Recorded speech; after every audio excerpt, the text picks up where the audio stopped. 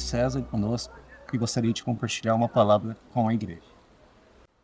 Obrigado a oportunidade de poder estar aqui com vocês.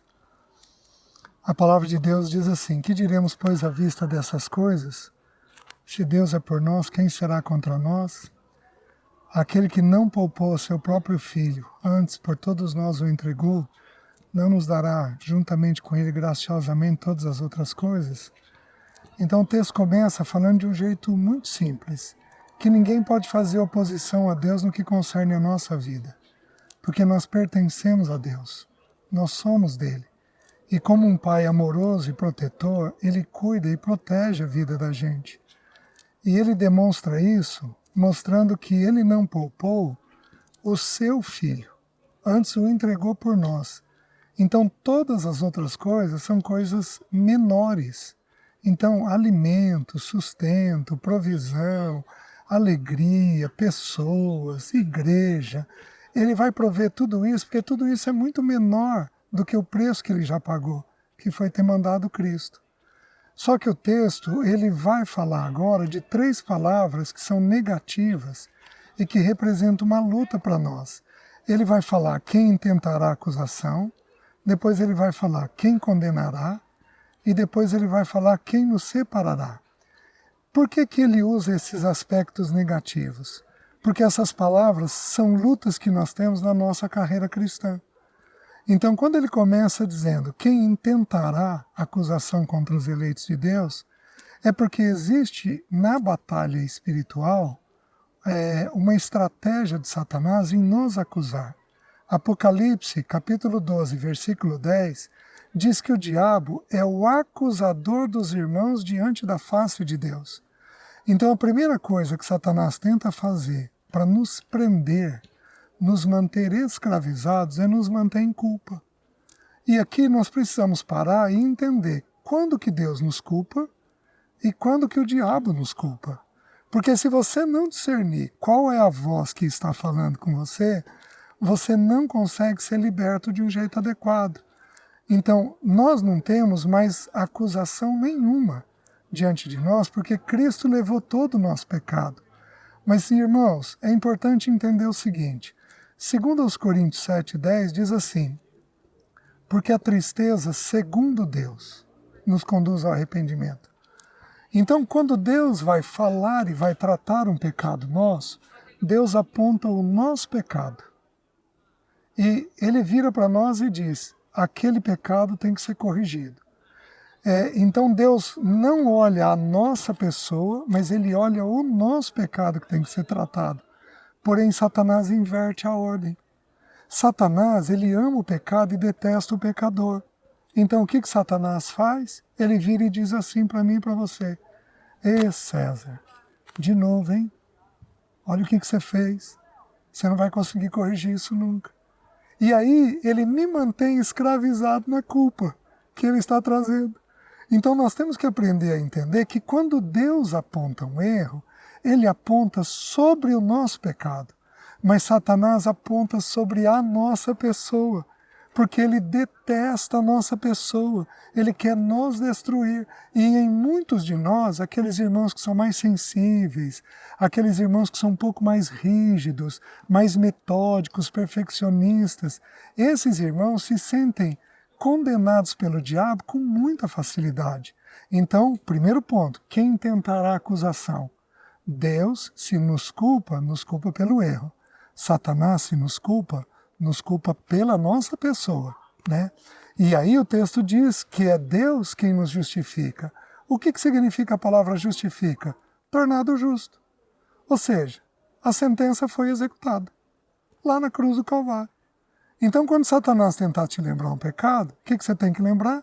Senhor, eu já fui aceito. Eu fui considerado justo lá na cruz do Calvário. Só que depois ele diz assim: quem os condenará? O condenar é um pouco diferente de acusar, porque o condenar vai querer dizer para nós que nós não temos jeito, que o estrago está alto demais, que nós não temos solução para aquilo que nós criamos, que aquilo que nós fizemos gerou muito dano. E olha qual é a promessa que o texto faz: é Cristo Jesus quem morreu ou antes quem ressuscitou. A palavra ressuscitou na Bíblia está ligado a andar numa novidade de vida. Então não importa o tamanho do pecado e do estrago que você fez, o Senhor tem o caminho para te ajudar na colheita. Em Deuteronômio 1:30, diz que ele tomou o povo pela mão e, como um pai, conduziu seu filho naquele deserto. O povo estava no deserto por consequência da incredulidade, mas Deus os ajudou na caminhada. Então Deus nos ajuda nos danos que o nosso pecado deixa.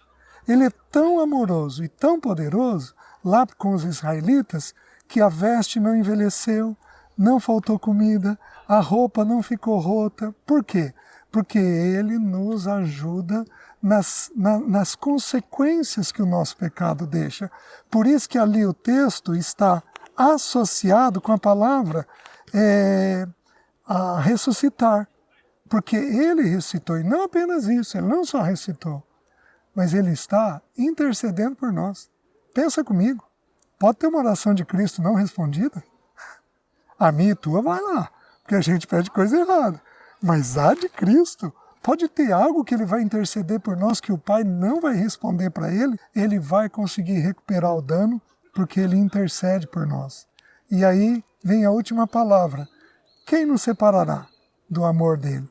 Porque nós temos que entender que o amor dEle me libertou da culpa, que o amor dEle me ajuda na consequência que o erro deixa.